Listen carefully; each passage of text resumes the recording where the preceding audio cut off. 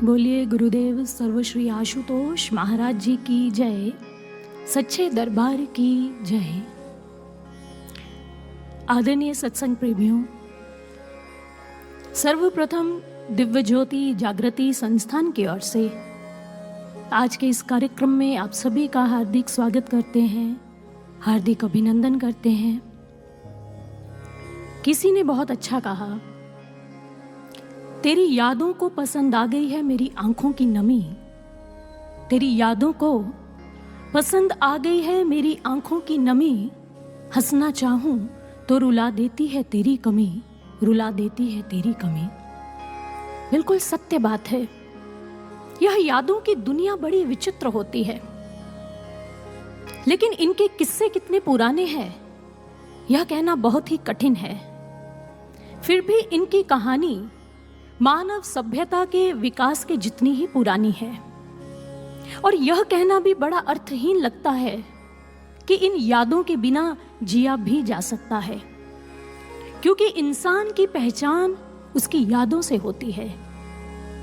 वह स्वयं को वही समझता है जो उसकी यादें उसे बताती हैं, और हम में से प्रत्येक व्यक्ति के पास यादों का एक बक्सा रहता है,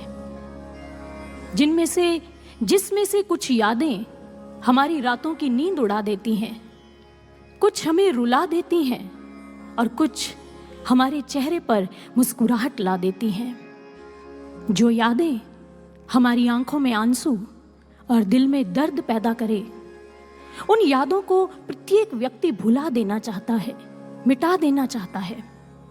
और सत्संग प्रेमियों, हम आपको बताना चाहेंगे, पिछले दिनों ऐसी ही खबर बड़ी चर्चा में रही कि आप अपनी यादों को भुला सकते हैं, उन्हें मिटा सकते हैं। एक बात हम स्पष्ट करना चाहते हैं, प्रत्येक व्यक्ति अपनी मीठी और अच्छी यादों को सहेज कर रखना चाहता है, और बुरी एवं कड़वी यादों को ही भुला देना चाहते हैं।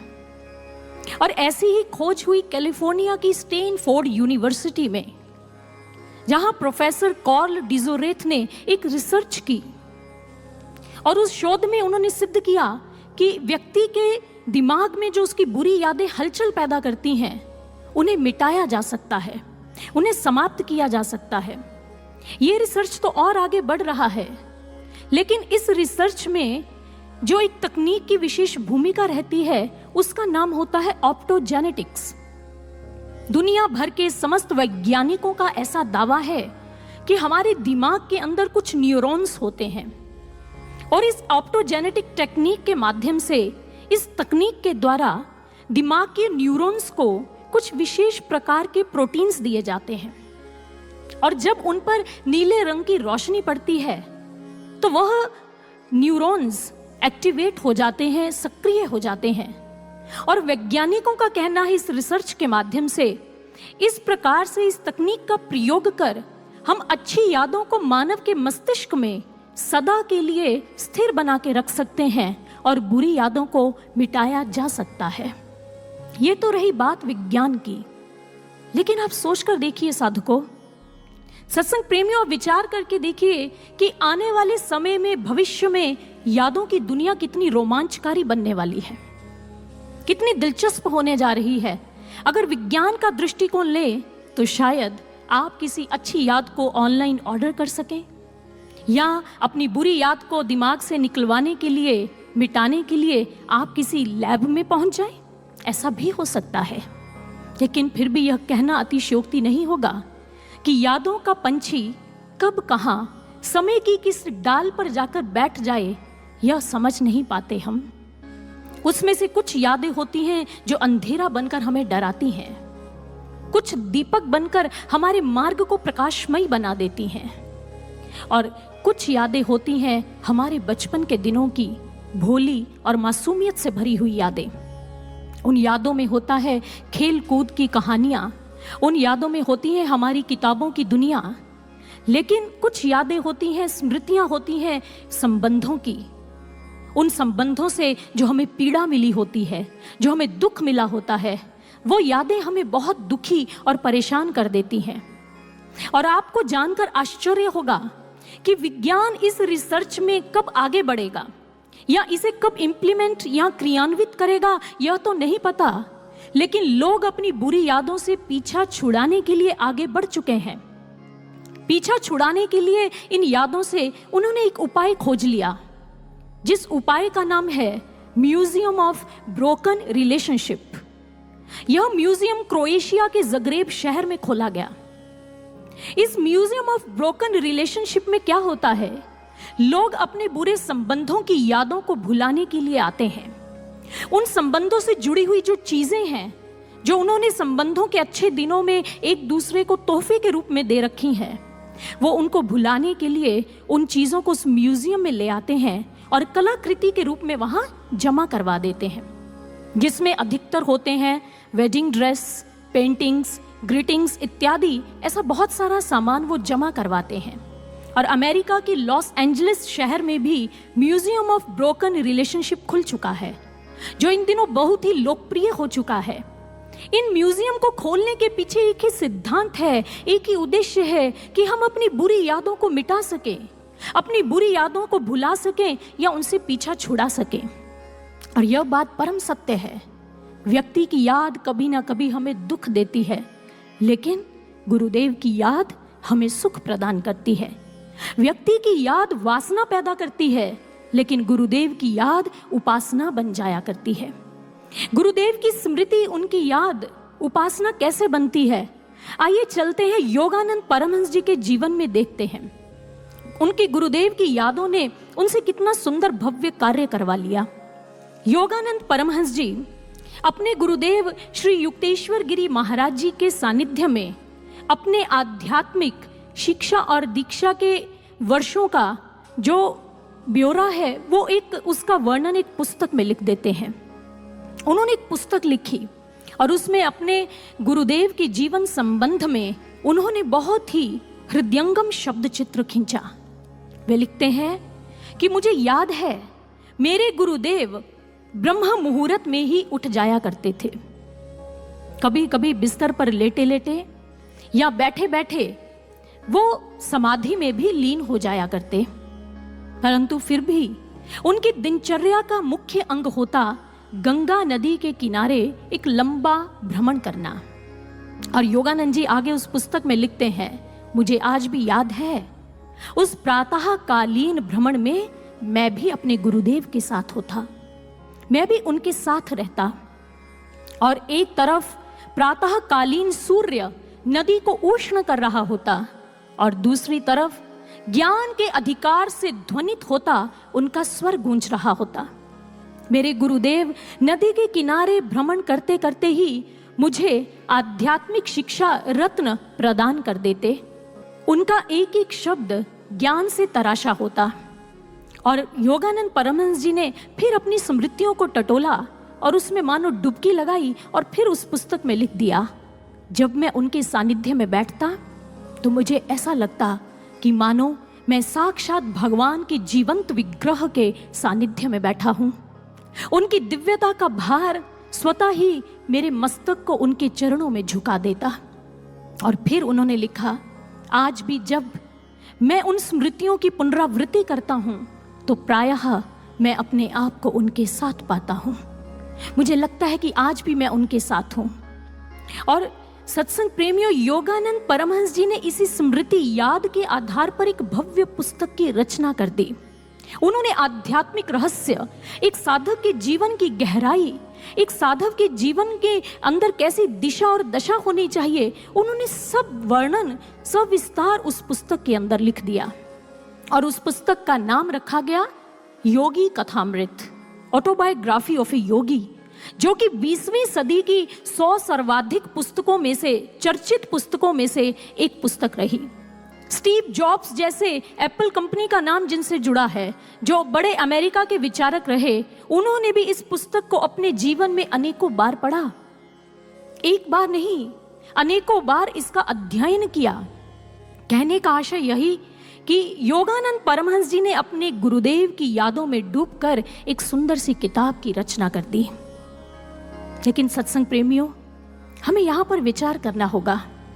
उनके पास उनके गुरुदेव की अमूल्य धरोहर, उनकी यादें रहीं, हमारे पास भी हमारे गुरुदेव सर्वश्री आशुतोष महाराज जी की असंख्य यादें हैं। हम में से प्रत्येक के जीवन में उनकी बहुत यादें हैं, जिन यादों के कारण आज भी हम गुरु महाराज जी से अपना संपर्क साध लेते हैं, संपर्क स्थापित कर लेते हैं। आइए चलिए आज कुछ समय के लिए अपने उन यादों के पिटारे को खोल लेते हैं। खोल लीजिए आज उस पिटारे को और उसमें से बाहर आने दीजिए अपने गुरुदेव से संबंधित अपनी यादों को। आपको याद होगा जो महाराज श्री के बहुत पुराने प्रेमी हैं, यानी कि शिष्य हैं, वे साधक जानते हैं जब मिशन की शुरुआत हुई, दिव्य ज्योति जागृति संस्थान की नींव महाराज श्री ने नूर महल में एक छोटे से कस्बे से रख दी, तो वो पुराने शिष्य जानते हैं उस समय महाराज जी के सानिध्य में कुछ अनुयायी ही आया करते थे। लेकिन देखते ही देखते ये कारवां इतना बढ़ गया कि दिव्य ज्योति जागृति संस्थान की शाखाएं पूरे विश्व में फैल गई और महाराज जी के आशीर्वाद और उनकी कृपा से आज पूरे विश्व के अंदर उनके असंख्य अनुयायी हैं। और आपको याद होगा कि ये जो यादें हैं, हमारी यादें हमारे मिशन से भी जुड़ी हुई हैं, क्योंकि इसकी नींव हमारे गुरुदेव ने रखी है। हमारी यादों का एक आकर्षण केंद्र क्या रहता है? जब हम लोग अपने घर से आते हैं आश्रम के अंदर सेवा करने के लिए या सत्संग कार्यक्रम को श्रवण करने के लिए, तो उस समय जब हम आश्रम के भव्य पंडाल में आकर विराजमान होते हैं, जहां सत्संग हमें श्रवण करवाया जाता है, तो इस पंडाल में आकर हम सभी की यादों का मुख्य केंद्र बिंदु होता है हमारे गुरुदेव का ये भव्य आसन, जो मंच के बीचों बीच लगाया जाता है। आपको याद होगा जब गुरु महाराज जी इसी आसन पर विराजमान होकर अपने प्रवचन किया करते। एक स्मृति आपके मानस पटल पर दस्तक दे रही है इस समय। उस स्मृति को अपने मन का द्वार खोलकर अंदर आने दीजिए। आपको याद आ जाएगा कि इस भव्य सिंहासन पर जब गुरुदेव विराजमान होते तो उनके दिव्य उद्बोधन का सर्वप्रथम शब्द यही रहता, मेरे प्रिय आत्मीय जनों। याद आया आप सभी को? जब ये शब्द उनके पवित्र मुखारबिंद से वो प्रस्फुटित होता तो सारा पंडाल तालियों की गड़गड़ाहट से गूंज उठता, सारे पंडाल में जयघोष लगने लग जाते। ये स्मृतियां आज भी हमारे पास हैं। ऐसी बहुत सारी यादें हम में से प्रत्येक के पास होंगी, लेकिन ये यादें हमें क्या प्रेरित करती हैं? ये यादें हमें प्रेरणा दे रही हैं, हमें भी एक कहानी, एक किताब की रचना करनी होगी। कौन सी किताब की रचना? बाहरी किसी किताब को नहीं लिखना हमने। सत्संग प्रेमियों, हमने अपने आचरण को, अपने व्यवहार को ही एक किताब बना देना है। एक ऐसी पुस्तक बना देना है जिसके प्रत्येक पन्ने पर, प्रत्येक पृष्ठ पर हमारे गुरु महाराज जी की महिमा झलके, उनका गुणगान ही व्यक्त हो सके। हमें अपने जीवन और आचरण को ऐसा बनाना होगा। क्यों? क्योंकि हम उनके ऋण से उऋण नहीं हो सकते। गुरु महाराज जी की जो ऋण हम सभी के ऊपर है, हम उनसे कभी मुक्त नहीं हो सकते हैं। जब हमें ब्रह्म ज्ञान की दीक्षा मिली तो उस दिन से लेकर आज तक हमें स्मरण होगा, गुरु महाराज जी की निधि का अमूल्य रत्न है ब्रह्म ज्ञान। अपने खजाने का एक अनमोल मोती हमें ब्रह्म ज्ञान उन्होंने प्रदान कर दिया। दुनिया ईश्वर का दर्शन करने के लिए भटकती है, ठोकरें खाती है, उन्होंने हमें उस ईश्वर का दर्शन करवा दिया। संसार के लोग पूर्ण गुरु की तलाश में भटकते हैं, उनकी श्रद्धाएं लूट ली जाती हैं, लेकिन हमारा सौभाग्य देखिए, हमें तो दिव्य गुरु का सानिध्य प्राप्त हो चुका है। दुनिया के लोग भक्ति मार्ग की खोज के लिए तड़पते हैं, तरसते हैं, भटकते हैं, लेकिन हमें तो वो मार्ग मिल भी चुका है और हम उस भक्ति मार्ग पर चल भी रहे हैं। ये कितने बड़े सौभाग्य की बात है, और ये हुआ हमारे गुरुदेव महाराज जी की कृपा से। तो इस प्रकार से हम उनके ऋण से उऋण नहीं हो सकते कभी भी, लेकिन हम श्रेष्ठ शिष्य बनने में उनका सहयोग तो कर सकते हैं ना। कई बार हमें जीवन में ऐसा लगता है कि हमारी आध्यात्मिक उन्नति नहीं हो रही, कुछ आउटपुट नहीं मिल रही। मैं बहुत साधना करता हूँ या करती हूँ, बहुत सेवा भी करते हैं, लेकिन लगता है आध्यात्मिक प्रगति नहीं हो पा रही है। लेकिन ऐसा नहीं होता, क्योंकि गुरु भक्तों, ऐसा इसलिए नहीं होता क्योंकि श्रेष्ठ शिष्य बनना हम में से प्रत्येक के सामर्थ्य में नहीं है। हाँ, शिष्य बनने का प्रयास हम कर सकते हैं, महाराज जी के आशीर्वाद और उनकी विशेष कृपा के बिना हम ऐसा कभी नहीं कर सकते। हमें साधना और सेवा के माध्यम से एक पृष्ठभूमि तैयार करनी है। हमें एक भूमि तैयार करनी है जिसके ऊपर खड़े होकर गुरु महाराज जी उसे आधार बनाकर हम पर कृपा बरसा सकें। हमें तो भक्त बनने का, श्रेष्ठ शिष्य बनने का उन्हें सहयोग प्रदान करना है। शिष्यत्व तो अपने आप ही वो हमारे भीतर उड़ेल देंगे, ये उनका सामर्थ्य है, सारा कार्य वो स्वयं कर लेंगे। लेकिन हमें क्या करना है? मुझे एक अनुभव स्मरण हो रहा है। एक गुरु भाई को यह अंता अनुभूति हुई कि गुरुदेव सर्वश्री आशुतोष महाराज जी बड़ी शीघ्रता से कुछ लिखते जा रहे हैं, कलम हाथ में है और पृष्ठ पर लिखते जा रहे हैं और लिखते लिखते महाराज जी कुछ रिक्त स्थान भी छोड़ते जा रहे हैं। उन गुरु भाई से रहा नहीं गया, उन्होंने महाराज जी को पूछ लिया। उन्होंने कहा, हे गुरुदेव, ये मुझे अब क्या दिखा रहे हैं, मैं समझ नहीं पा रहा हूं, आप क्या लिख रहे हैं और लिखते हुए आप ये खाली जगह क्यों छोड़ रहे हैं? महाराज जी ने उनको संबोधित किया, उनको समझाया कि मैंने एक नई अनोखी कहानी लिख दी है, मैंने एक नया इतिहास लिख दिया है। अब उसका पात्र कौन कौन बनेगा ये तुम लोगों पर निर्भर करता है, इसलिए मैंने ये रिक्त स्थान छोड़ दिया है। और महाराज जी के भजनों की वो पंक्ति भी तो हमें संबोधित कर रही है, एक अनोखी नई कहानी का सुपात्र बन जाना है, अपने सत्कर्मों से ही धरती को स्वर्ग बनाना है। एक अनोखी नई कहानी का सुपात्र बनना है। एक होता है सुपात्र, कुपात्र, अपात्र, कृपा पात्र, दान पात्र। ये पात्र के आगे लगे विशेषण हैं, उसकी विशेषताएं हैं। महाराज श्री ने कहा तुम्हें सुपात्र बनना होगा। सुपात्र का अर्थ क्या होता है? उत्तम अधिकारी। अगर तुम इस मार्ग पर चलने के लिए हमसे विशेष कृपा मांग रहे हो, विशेष अनुदान चाहिए, तो तुम्हें अपनी योग्यता प्रमाणित करनी होगी इस समय में, क्योंकि ये समय बहुत विशेष है। तुम्हें उत्तम अधिकारी बनना होगा, उत्तम पात्रता सिद्ध करनी होगी, उसमें इस विशेष कृपा को, विशेष अनुदान को डाल दिया जाएगा और तुम इस भक्ति मार्ग पर चलने के लिए दृढ़ हो जाओगे। इसीलिए इस अनोखी कहानी का सुपात्र बनाने के लिए गुरुदेव कई बार अपने शिष्य को अपने बाहरी सानिध्य से दूर कर देते हैं। बाहरी तौर पर गुरुदेव का सानिध्य प्राप्त नहीं होता शिष्य को बहुत बार। ऐसा क्यों होता है? चलिए आपको बताते हैं।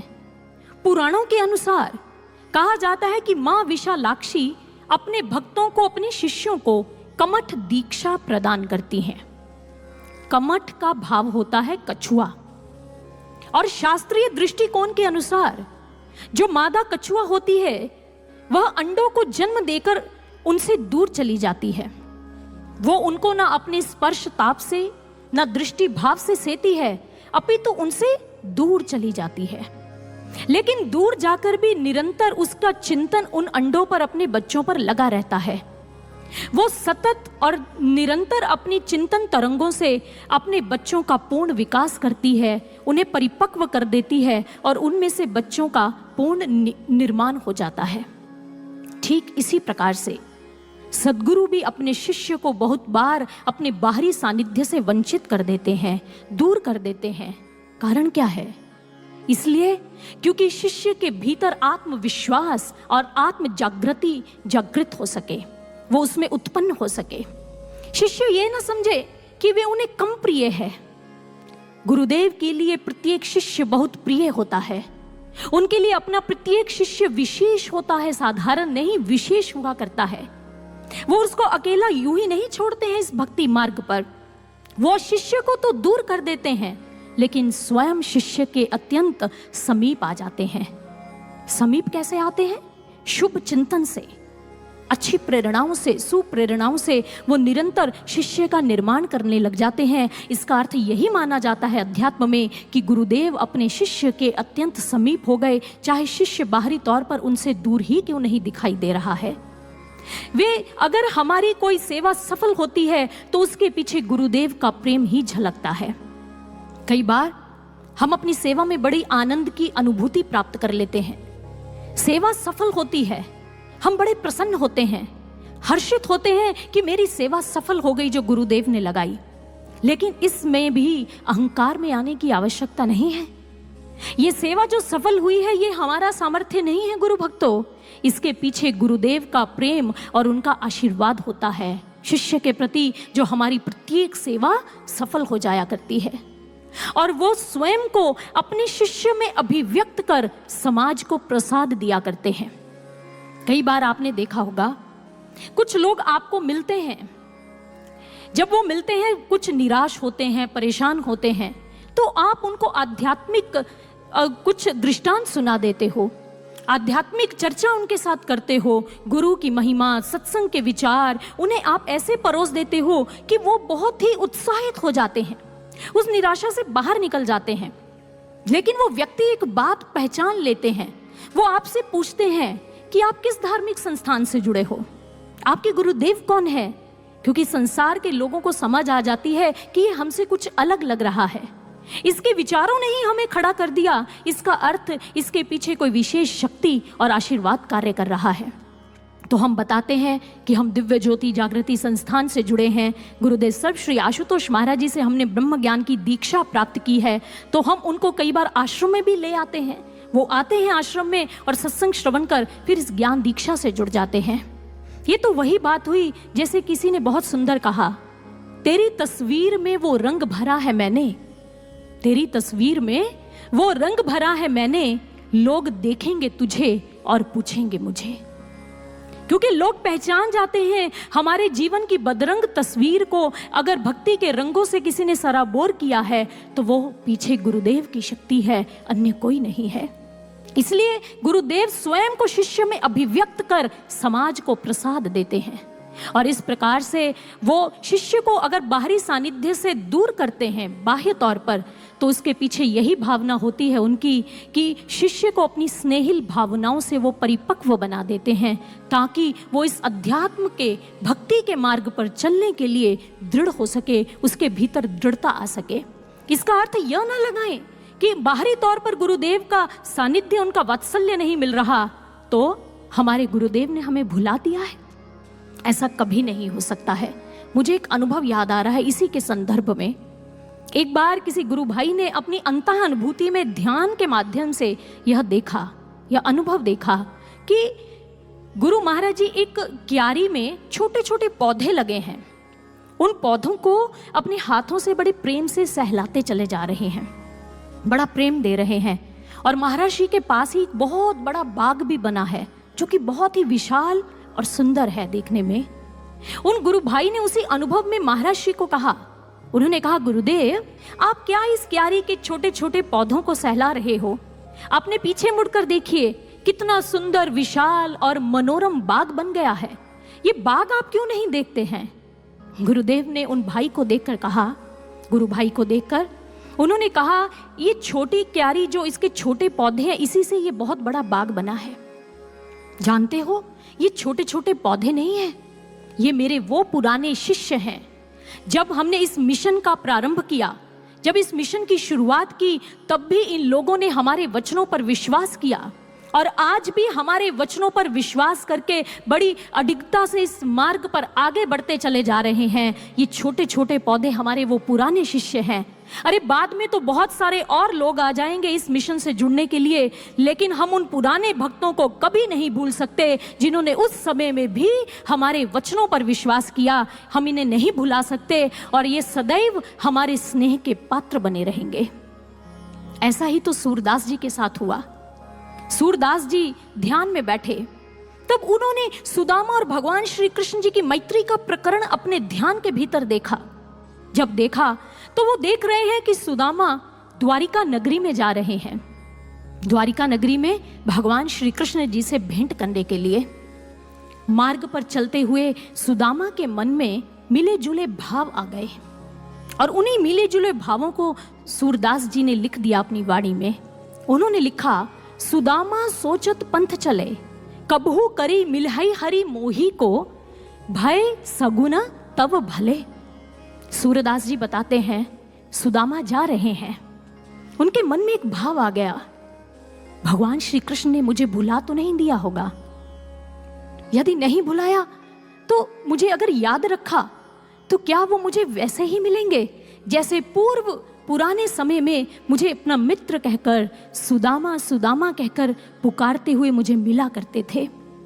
बस इन्हीं विचारों में जब सुदामा द्वारिका पहुंचे तो गुरु भक्तों, हम आगे का इतिहास जानते हैं। भगवान श्री कृष्ण जी नंगे पांव दौड़े चले आए, उनके मुख पर भी सुदामा सुदामा का नाम था और आकर वो अपने मित्र सुदामा से लिपट गए। वर्षों का बिछोह कुछ ही क्षणों के अंतराल में तिरोहित हो गया, समाप्त हो गया। वर्षों के बाद दोनों ऐसे मिले, लगा कि कभी बिछड़े ही नहीं, कभी इनमें वियोग ही नहीं हुआ। कहने का भाव यह सूरदास जी बताते हैं कि जो प्रभु की याद होती है, जो गुरुदेव की स्मृति होती है, वो एक सेतु की तरह होती है, एक पुल की तरह होती है, जिस पर खड़े होकर गुरु और शिष्य की मुलाकात हो जाया करती है। शिष्य अपने गुरुदेव से भेंट कर लिया करता है। ऐसा ही प्रकरण हुआ श्यामाचरण लाहिड़ी महाशय जी के शिष्य अविनाश बाबू जी के जीवन में। अविनाश बाबू जो कि श्यामाचरण लाहिड़ी महाशय के शिष्य हैं, बहुत अच्छे और भक्ति भावना वाले शिष्य हैं। वो उत्तर रेलवे विभाग में एक क्लर्क की नौकरी किया करते थे और एक दिन अपने दफ्तर में सुबह सुबह कार्य करते हुए उन्हें अपने गुरुदेव लाहिड़ी महाशय जी की स्मृति आ गई, उनकी याद आ गई, आंखें नम हो गई, मन तड़पने लगा कि मैं अपने गुरुदेव का दर्शन अभी इसी समय भाग कर कराऊं, लेकिन दुनियादारी के कार्य में ऐसे फंसे हैं, निकल नहीं पाए। तभी अविनाश बाबू के मन में आया, क्यों ना मैं 1 सप्ताह की छुट्टी ले लूं। अब उन्होंने एक पृष्ठ लिया और उस पर उन्होंने 1 सप्ताह की छुट्टी लिखी और उस आवेदन पत्र को लेकर अपने वरिष्ठ अधिकारी, जिनका नाम था भगवती चरण घोष, उनके दफ्तर में पहुंच गए, उनके कक्ष में चले गए और आवेदन पत्र उनके आगे रख दिया। भगवती चरण जी ने उस आवेदन पत्र को पढ़ा और कहने लगे, गंभीरता से कहने लगे, अविनाश बाबू आपको छुट्टी क्यों चाहिए, वह भी 1 सप्ताह की। अविनाश बाबू ने बड़ी विनम्रता से कहा कि मुझे अपने गुरुदेव का दर्शन करने जाना है, उनकी बहुत याद आ रही है, इसलिए कृपया मुझे आप 1 सप्ताह की छुट्टी दे दीजिए।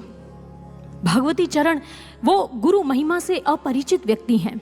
उन्होंने कहा, अविनाश बाबू आपको छुट्टी नहीं मिल सकती, क्योंकि आपके घर की जो दाल रोटी है वो इसी नौकरी से चलती है। यदि नौकरी चाहिए, घर चलाना है, तो छुट्टी नहीं मिलेगी।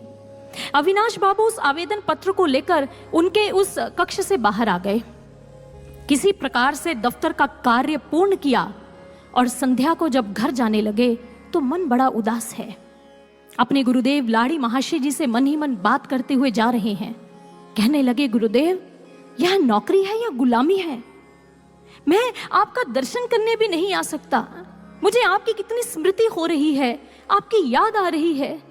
हे गुरुदेव, अब आप ही कोई साधन बनाइए ताकि मेरी आपसे भेंट हो सके। जैसे ही वो इन विचारों में डूबे हुए उस मार्ग पर आगे बढ़ रहे थे तो देखा भगवती चरण घोष जी भी उसी रास्ते से गुजर रहे हैं। भगवती चरण घोष जी ने जैसे अविनाश बाबू का उदास मुख देखा तो उनके समीप आ गए। अब दोनों चलते जा रहे हैं तो भगवती चरण जी ने उनको सांसारिकता की बातें समझानी प्रारंभ कर दी। और लेकिन अविनाश बाबू पर उन सांसारिक बातों का कोई प्रभाव नहीं पड़ रहा।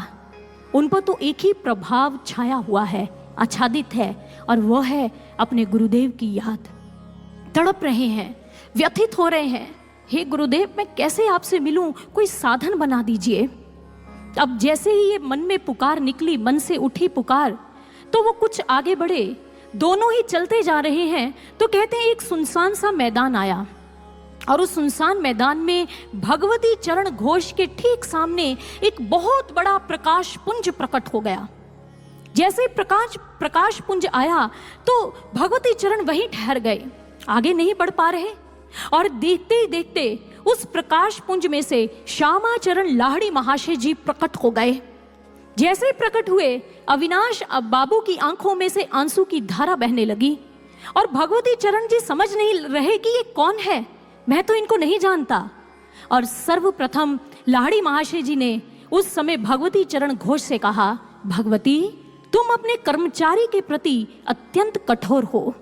जैसे ये शब्द सुने भगवती चरण समझ गए कि अविनाश बाबू के गुरुदेव हैं और अविनाश बाबू की ओर जैसे ही देखा, वो हाथ जोड़कर अपने गुरुदेव की ओर भागने लगे और पुकारने लगे, मेरे गुरुदेव आ गए, मेरे गुरुदेव आ गए, मुझे दर्शन देने आ गए।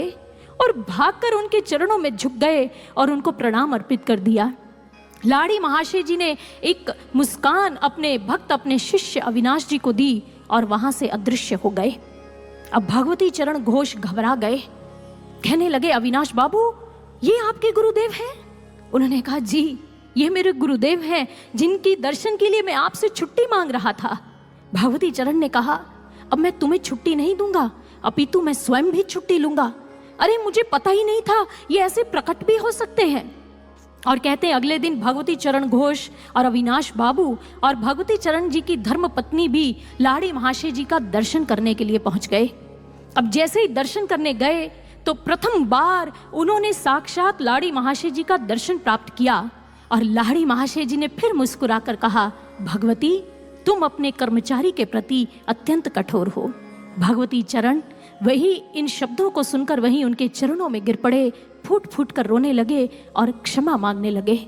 और उसके बाद कहते हैं भगवती चरण घोष और उनकी धर्म पत्नी को भी लाड़ी महाशय जी ने आध्यात्मिक दीक्षा दी, उन्हें भी ईश्वर का दर्शन करवाया और वो उनके शिष्य बन गए। कहने का भाव क्या है?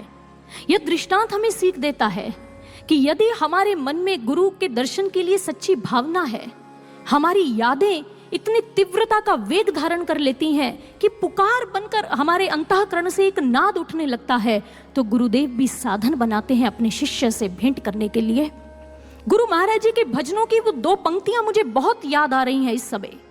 गुरु महाराज जी हमें ये भजन अक्सर मंच से सुनाया करते थे, कभी डगमगाने मत देना श्रद्धा और विश्वास तुम, हर विपदा में हमें पाओगे हर पल अपने पास तुम। याद है ना आपको ये पंक्तियां? महाराज जी ने एक शर्त रखी, तुम्हारे जीवन में कैसी भी विपत्ति हो, विकट परिस्थिति हो, कोई भी परिस्थिति आ जाए, लेकिन यदि तुम श्रद्धा और विश्वास का दामन थाम कर चलते रहोगे, इस भक्ति मार्ग पर आगे बढ़ते रहोगे, तो मेरा वचन है हर विपदा में हमें पाओगे हर पल अपने पास तुम। उस समय हर विपत्ति में, हर मुसीबत में तुम हमें अपने पास खड़ा पाओगे, अपने साथ साथ पाओगे। ये महाराज जी का वचन है जो कि अटल है, अटूट है, अकाट्य है। और एक वचन महाराज श्री ने हमें और दिया कि मैं समाधि से शीघ्र लौट कर आऊंगा, तो महाराज श्री का यह वचन भी अवश्य प्रमाणित होगा, अवश्य सत्य सिद्ध होगा। और बस शर्त रखी है कि श्रद्धा और विश्वास को थाम कर चलते जाना है, वो अपने आप साधन बना लेंगे। हमें क्या करना है? हमें तो समय की नब्ज को पकड़ना है। आपने भजन भी सुना होगा ना, पहचानो वक्त की चाल को। वक्त की चाल को कौन पहचानते हैं? जो श्रेष्ठ शिष्य बनने के प्रयास में प्रयासरत रहते हैं। आपने अक्सर टेलीविजन पर एक प्रतियोगिता में एक वाक्य अवश्य सुना होगा। वह वाक्य क्या है? आपका समय शुरू होता है अब। सुना है ना आप सभी ने? और उस समय में उस व्यक्ति को जो प्रतियोगिता में शामिल बैठा है, उसको 15 से 30 सेकंड का समय दिया जाता है। 15 to 30 सेकंड्स के इस निर्धारित समय सीमा में उस व्यक्ति को अपनी आज तक की सभी जानकारियों को खंगाल कर उत्तर खोजना होता है। उस समय उस व्यक्ति को लगता है जो एक एक क्षण बीत रहा है ये अनंत काल के समान हो रहा है। और उस समय उस व्यक्ति के साथ जो दर्शक भी उस प्रतियोगिता में बैठे होते हैं, वो दर्शक भी श्वास रोककर उस व्यक्ति के साथ एकाकार हो जाया करते हैं। और उस समय उस व्यक्ति में और दर्शकों में जो सजगता जन्म लेती है, वह अत्यंत बहुमूल्य होती है, बड़ी महत्वपूर्ण होती है। और सजगता में बंधा हुआ यह समय दर्शकों के मन को ऐसे बांध लेता है कि उन्हें पता ही नहीं चलता कि यह समय कब निकल गया, समय कब व्यतीत हो गया। हे गुरु भक्तों, सत्संग प्रेमियों, ठीक इसी प्रकार से जब से हमारे गुरुदेव ने समाधि धारण की है, उस समय से हमारी परीक्षा का काल भी शुरू हो चुका है। जब से गुरु महाराज जी समाधि में गए हैं, तब से हमारी परीक्षा भी प्रारंभ हो चुकी है। हमें भी एक निर्धारित समय सीमा में रहकर इस परीक्षा को उत्तीर्ण करना है, इसमें पास होना है। इस परीक्षा में हमें आगे बढ़ते चले जाना है, लेकिन कैसे? सजगता के साथ, सतर्कता के साथ, हमें सजग बनने की आवश्यकता है। सजगता कैसी होती है, चलिए आपको बताते हैं। एक बार एक गुरु बहन ने गुरु महाराज जी से अपनी जिज्ञासा रखते हुए कहा, गुरुदेव, कई बार हमारे मन के अंदर बहुत गलत विचार आते हैं जो एक साधक के लिए शोभनीय नहीं, एक साधक के लिए वो अच्छे नहीं है। ऐसे अनुचित विचार आते हैं, तब हमें क्या करना चाहिए?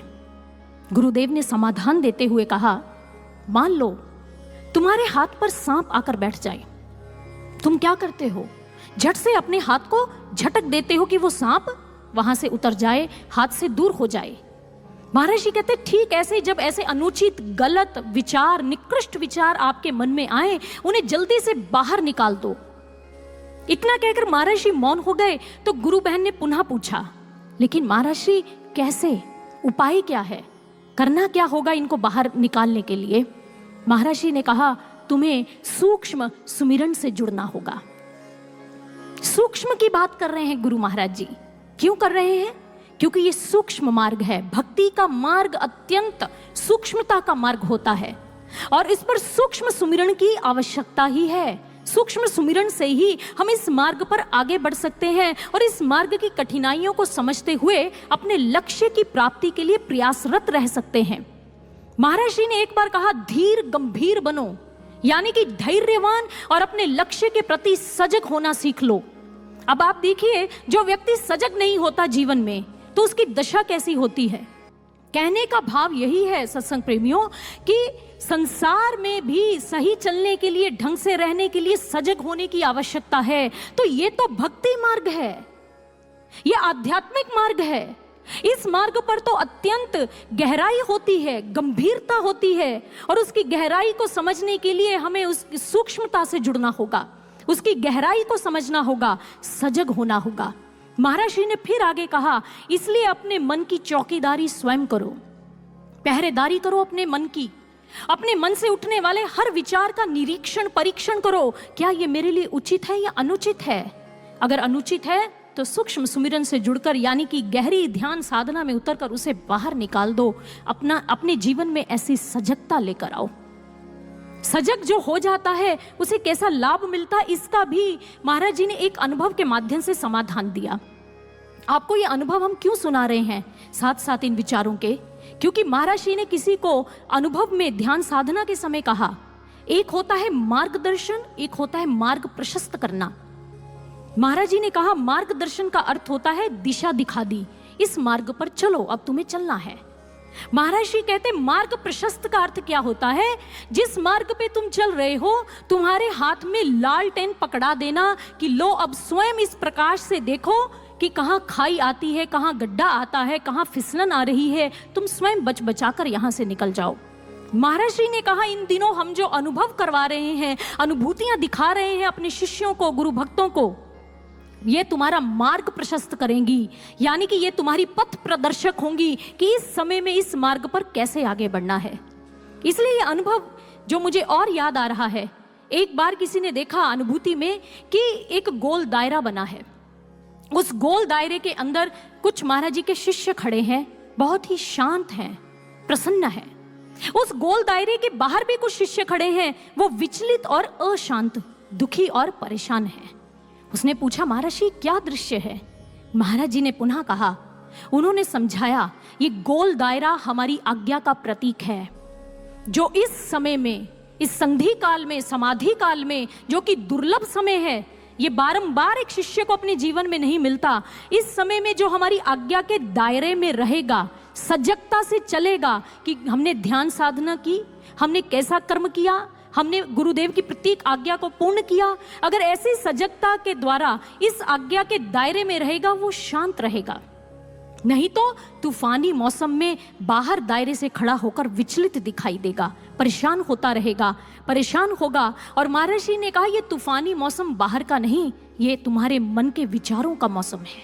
मन के विचारों का तूफान है जो तुम्हें विचलित करता है, इस मार्ग पर आगे बढ़ने से तुम्हें रोक देता है। इसीलिए सजगता की इतनी आवश्यकता है। और आप जानते हैं, महर्षि के भजन की वो पंक्ति हमें बार बार संबोधित करती है, जिसने बदल लिया खुद को वे ही तो टिक पाएंगे, आशुतोष के वीर भद्र वे ही कहलाएंगे। जो सजग होता है वो स्वयं को बदलने के अभियान से जुड़ जाता है। लेकिन हमारी समस्या क्या है, प्रॉब्लम क्या है हमारी, कि हम सामने वाले को बदला हुआ देखना चाहते हैं।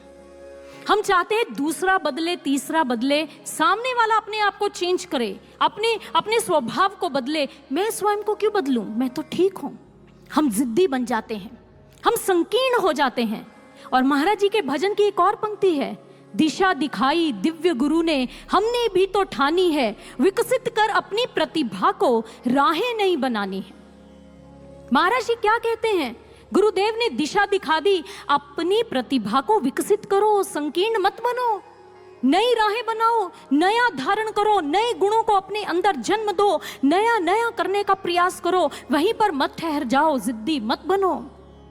और महाराज जी ने स्पष्ट लिखा, जिसने बदल लिया खुद को वे ही तो टिक पाएंगे। खुद को जो बदलेगा वही टिकेगा, दूसरे के बदलने से हम नहीं टिक सकते, स्वयं पर कार्य करना होगा। और जब हम सजग होते हैं तो हम अपने जीवन में छोटे छोटे बदलाव लेकर आते हैं। और सत्संग प्रेमियों, आप जानते हैं ये छोटे बदलाव से आने वाले जो सूक्ष्म परिणाम होते हैं, ये आगे चलकर भविष्य में बहुत बड़े परिवर्तन का कारण बन जाते हैं। छोटी घटना बड़ी घटना से जुड़ी होती है। जैसे एक छोटी सी तितली भी मौसम में तूफान ला सकती है। आप कहेंगे वह कैसे, ऐसा होता है? ऐसी खोज हो चुकी है, क्योंकि मौसम में तूफान आने के बहुत सारे कारण होते हैं और उनमें से एक कारण यह भी होता है कि तितली भी, छोटी सी तितली भी मौसम में तूफान ला सकती है। इसकी खोज की थी वैज्ञानिक एडवर्ड लॉरेंस ने। जब वो इस बात की अध्ययन कर रहे थे, इस बात का कि मौसम में आने वाले तूफानों, जो आने वाले बदलाव से जो तूफान आते हैं, उनके पीछे कारण क्या है, तो एडवर्ड लॉरेंस ने इस थ्योरी में पाया और इस थ्योरी में लिखा कि तूफान आने के कारण क्या है, जब तेज हवाएं चलती हैं। तेज हवाएं कब चलती हैं, जब जंगलों में सारे पेड़ हिलते हैं। पेड़ कब हिलते हैं, जब एक पेड़ हिलता है। एक पेड़ कब हिलता है, जब उसकी सारी पत्तियां हिलने लग जाती हैं। और सारी पत्तियां कब हिलती हैं, जब पेड़ का एक पत्ता हिलता है। और फिर उन्होंने लिखा, पेड़ का एक पत्ता कब हिलता है, जब एक तितली पंख फड़फड़ाती है तो उससे भी पेड़ का एक पत्ता हिलता है। और देखिए, तितली के पंख फड़फड़ाने से तूफान आ सकते हैं। और इस थियरी को नाम दिया गया बटरफ्लाई इफेक्ट। ये इफेक्ट होता है। ये थियरी हमें मोटिवेशन दर्शाती है, मोटिवेशनल है हमारे लिए। वो समझा रही है कि छोटी अच्छी आदत से आप जीवन में बड़े बदलाव को ला सकते हैं। कैसे? उदाहरण के लिए, हमारे जीवन में छोटी बुरी आदत, कई लोग सिगरेट पीते हैं, वो कहते हैं मैं सिगरेट ही तो पीता हूं और क्या करता हूं। लेकिन देखिए, छोटी बुरी आदत सिगरेट पीना, उससे क्या हुआ, भविष्य में आपको कैंसर, लंग कैंसर, ऐसा कोई भी भयानक बीमारी हो सकती है। एक छोटी अच्छी आदत, रोज सुबह उठकर योगा प्राणायाम करना, जो कि भविष्य में अच्छा परिवर्तन, आपको हेल्थ बेनिफिट्स दे सकती है। ये बता रहा है, हमें थ्योरी बता रही है कि एक छोटी घटना, एक छोटा बदलाव जीवन में एक महान परिवर्तन को लेकर आ